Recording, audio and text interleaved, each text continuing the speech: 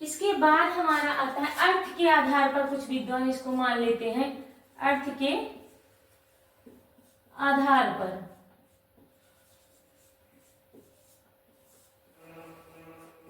ये हमारे 5 प्रकार होते हैं संज्ञा के। कैसे देखते हैं इसको? नंबर 1 व्यक्तिवाचक संज्ञा, इसको हम इरेज करते हैं, ऊपर लिखते हैं।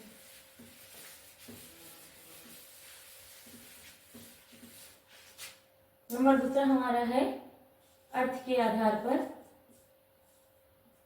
के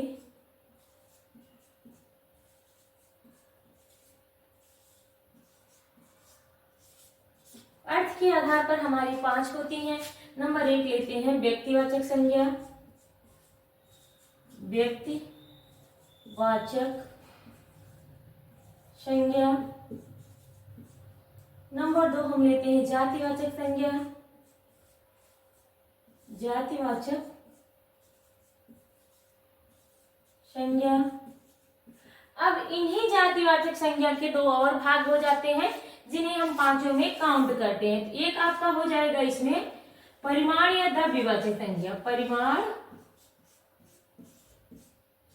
या इसको हम द्रव्यवाचक संज्ञा भी कहते हैं, द्रव्यवाचक।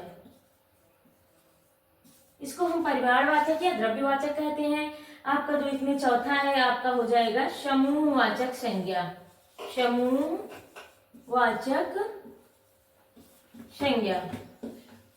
तो इसी जातिवाचक संज्ञा के 2 और भेद हो जाते हैं जिसे हम चौथा और पांचवा, तीसरा और चौथा मान लेते हैं, परिमाणवाचक और समूहवाचक।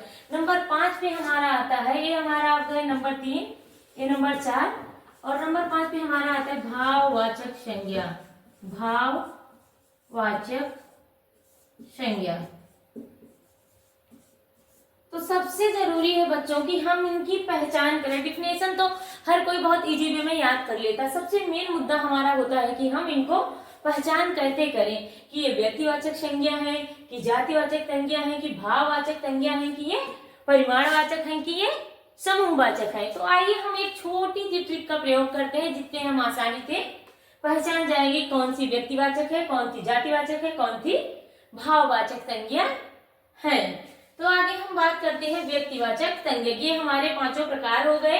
अगर आपसे एग्जाम में पूछता है तो संज्ञा के मुख्य कितने प्रकार हैं तो 3 बताएंगे। अगर पूछा है संज्ञा कुल कितने प्रकार की होती है तो हाँ आपका आंसर 5 होगा।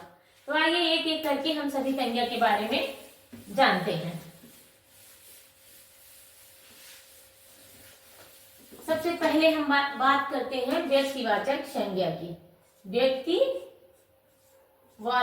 संज्ञा, व्यक्तिवाचक संज्ञा।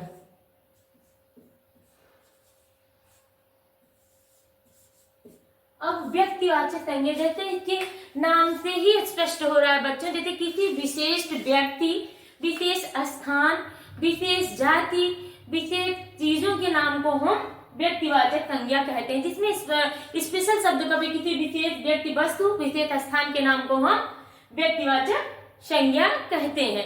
व्यक्तिवाचक संज्ञा पहचान करने के लिए डिफिनेशन बच्चों मैं नहीं लिख रही हूँ क्योंकि डिफिनेशन बहुत इजी है। किसी वस्तु, किसी विशेष व्यक्ति, वस्तु, स्थान के नाम को हम व्यक्तिवाचक संज्ञा कहते हैं। तो एक छोटी सी ट्रिक लिखते हैं जिससे हम पहचान जाएंगे ये हमारी व्यक्तिवाचक संज्ञा है। व्यक्तिवाचक संज्ञा की पहचान की एक छोटी सी ट्रिक लिखते हैं। नंबर 1 इसमें क्या क्या आते हैं? व्यक्तियों के नाम, व्यक्तियों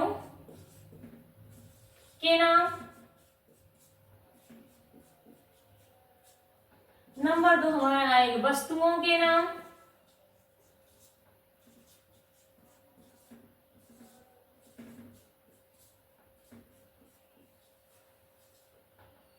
नंबर 3 स्थानों के नाम, स्थानों के नाम।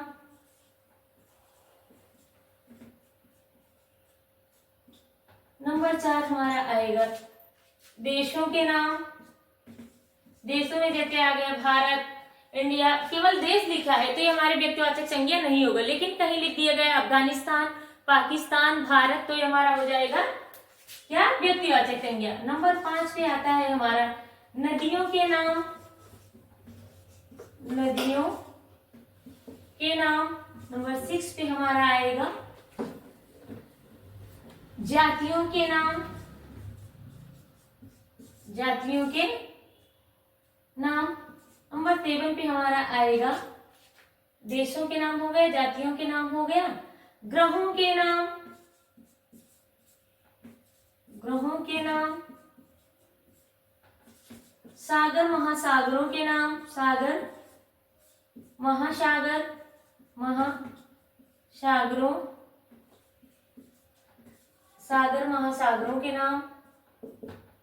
नंबर 9 पे हमारा आ जाएगा पहाड़ पर्वत, पहाड़ों के नाम या पर्वतों के नाम। पहाड़ों के नाम या पर्वतों के नाम।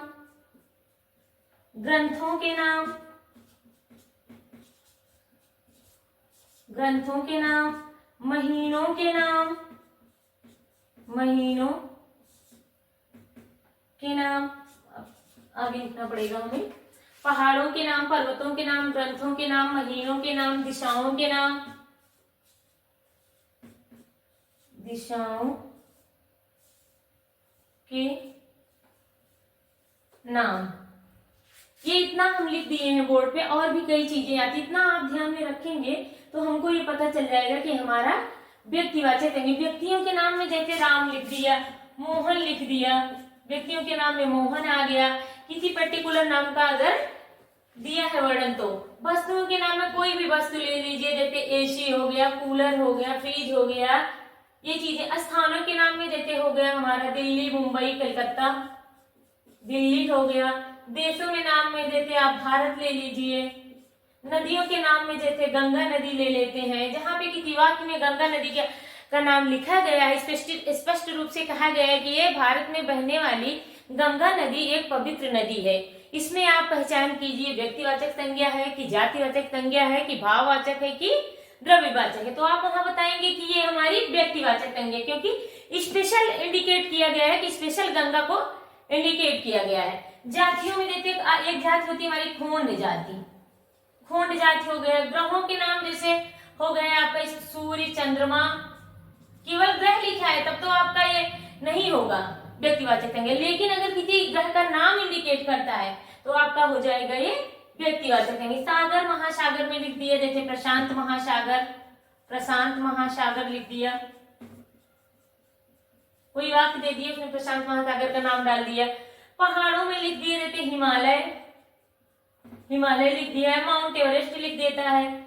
या फिर ग्रंथों में हम लिख देते हैं रामायण, रामायण लिखा हुआ है। महीनों में लिख देते हैं जनवरी, फरवरी, किसी भी महीने का इंडिकेशन दिया है। दिशाओं में जैसे हमारी पूर्ण रूप से 4 दिशाएं होती हैं, पूर्व, पश्चिम, उत्तर, दक्षिण। किसी भी दिशा का अगर नाम दे देता है तो वहां पे हमारा व्यक्तिवाचक संज्ञा होती है। कभी कभी इसमें घटनाओं के भी नाम आते हैं, कुछ मैगजीन और पत्र पत्रिकाओं के भी नाम आते हैं। अभी तो मैंने 12 ही लिखा हुआ है, तो कुछ मैगजीन्स और पत्रिकाओं के भी नाम इसमें आते हैं। तो हम अब इन शब्दों की सहायता से, इन ट्रिक की सहायता से हम व्यक्तिवाचक संज्ञा की पहचान बहुत इजी वे में कर सकते हैं। नंबर दूसरी बात हम करते हैं अब जातिवाचक संज्ञा।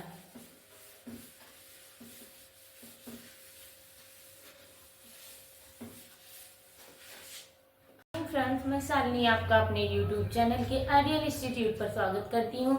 बच्चों, हम लोग संज्ञा पढ़ रहे थे। संज्ञा में हमने संज्ञा के प्रकार पर बात किया है, संज्ञा का डिफिनेशन के बारे में बात किया है। आज हम संज्ञा का एक दूसरा प्रकार है जातिवाचक संज्ञा। हमने व्यक्तिवाचक संज्ञा के बारे में पिछले वीडियो में बात किया हुआ है, तो आज हम जातिवाचक संज्ञा के बारे में बात करते हैं। जैसे इसके नाम से ही स्पष्ट होता है कि संपूर्ण जाति, जो संज्ञा शब्द, जिस संज्ञा शब्द से किसी संपूर्ण जाति का बोध होता है उसे हम जातिवाचक संज्ञा कहते हैं। इसको जानने के लिए एक छोटी सी ट्रिक का उपयोग करते हैं बच्चों, वो ट्रिक है उसको ध्यान में रखिए, जिससे हम जातिवाचक संज्ञा की पहचान कर सकते हैं। इसमें हम देखते हैं कि पशु पक्षियों के नाम आते हैं, पशु पक्षियों के नाम, पशु पक्षियों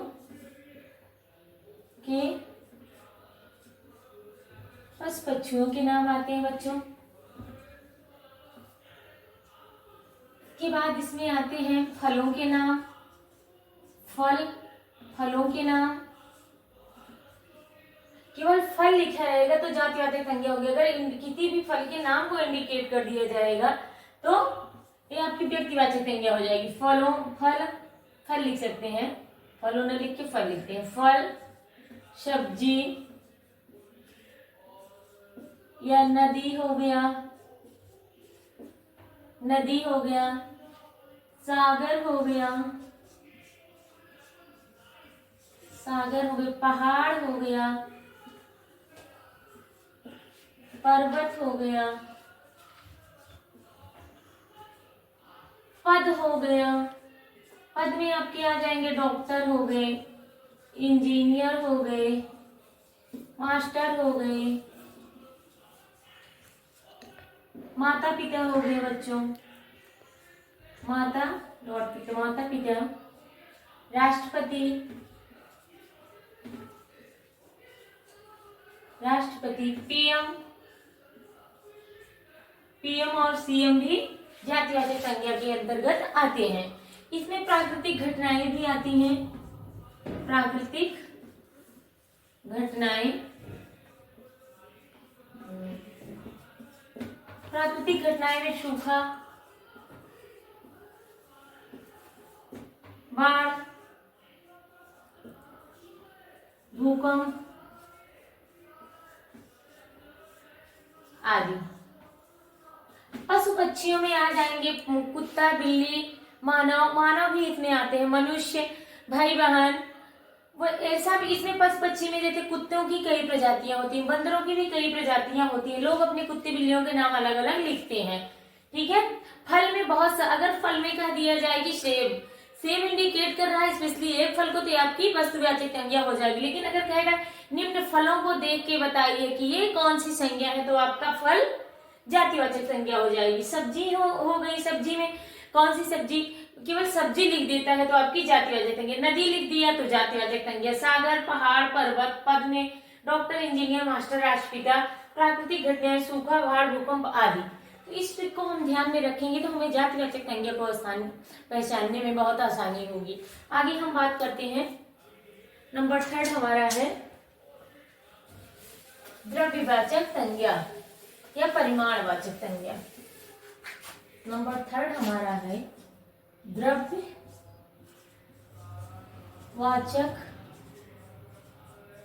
द्रव्यवाचक संज्ञा, या इसको ही हम परिमाणवाचक संज्ञा कहते हैं।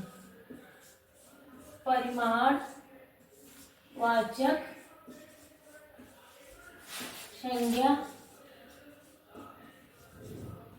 परिमाणवाचक संज्ञा भी कहते हैं। द्रव्य, किसी संज्ञा शब्द से किसी पदार्थ या द्रव का बोध होता है। जब किसी का डिफिनेशन ये है कि जब किसी संज्ञा शब्द से किसी पदार्थ या द्रव की मात्रा का बोध होता है तब उसे हम द्रव्यवाचक या परिमाणवाचक संज्ञा कहते हैं। द्रव्य में बच्चों देख लेते हैं क्या आता है। जो हमारा द्रव्य होता है बच्चों, द्रव्य हमारा 3 प्रकार का होता है। द्रव्य हमारा कौन कौन से होते हैं? 3 प्रकार के। तो ठोस, द्रव, गैस। ठोस, द्रव, गैस हमारे क्या होते हैं? द्रव्य होते हैं। ठोस में आ गया सोना, चांदी, कॉपर, सोना, चांदी, कॉपर, तांबा, ईटीसी। द्रव्य में हमारा आ जाएगा पानी, दूध, तेल इत्यादि। गैस में हमारा आ जाएगा H2, CO2, organ, carbon dioxide, nitrogen, सारी हमारी गैसें आ जाएंगी। ये हमारी द्रव्यवाचक की पहचान है। जब कहीं भी द्रव्य पदार्थ और मात्रा की बात कही जाए, सोना, चांदी, धातु, तेल, ऑक्सीजन, गैस, तो हम जान जाएंगे यहाँ पे परिमाण या द्रव्यवाचक संज्ञा है। आगे हम बात करते हैं नंबर 4 पे। नंबर 4 हमारा है समूहवाचक संज्ञा। नंबर 4 हमारा है समूहवाचक संज्ञा। समूहवाचक संज्ञा।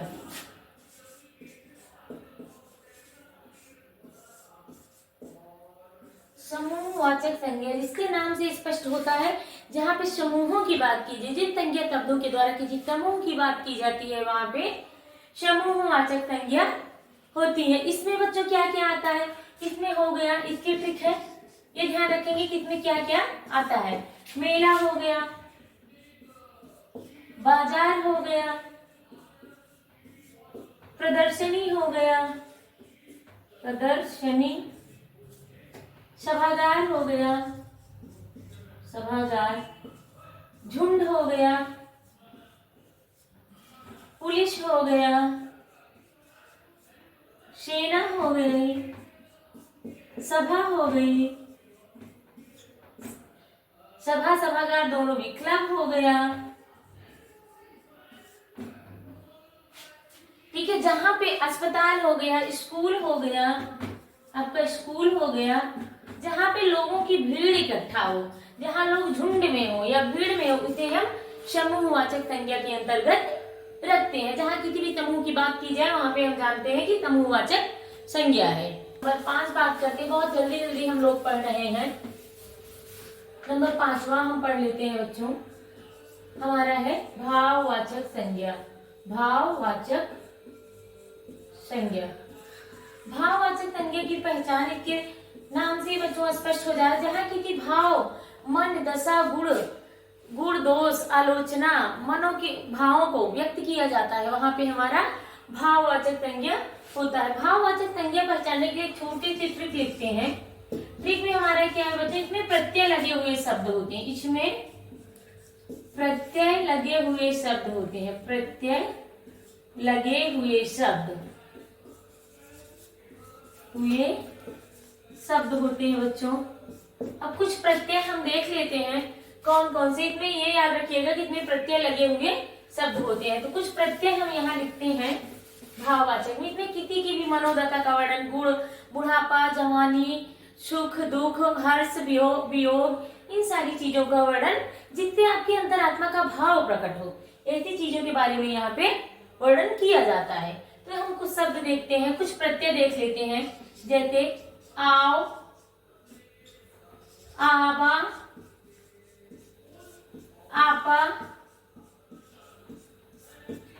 आई, आश, कार, पन, त्व, ये सारे हमारे क्या है, प्रत्यय लगे हुए शब्द। इन प्रत्ययों से कैसे शब्द बनते हैं, अब इसमें देख लेते हैं। आओ से बने शब्द चढ़ाओ, चढ़ाओ, पढ़ाओ। ठीक है, आवा में हो जाएगा हमारा बुलावा, बैठावा, बैठावा, बुलावा, पहनावा, दिखावा, ये सारे भी शब्द, पहनावा, दिखावा, यहाँ पहनावा ही लिख देते हैं, पहनावा। आपा क्या आ जाए, बुढ़ापा, बुढ़ापा, मोटापा, मोटापा। ठीक है, आई, दिखाई, मिठाई, मिठाई, आस, मिठास। आस प्रत्यय लगे हुए शब्द क्या होते हैं, मिठास, खट्टास, मिठास, खट्टास। कार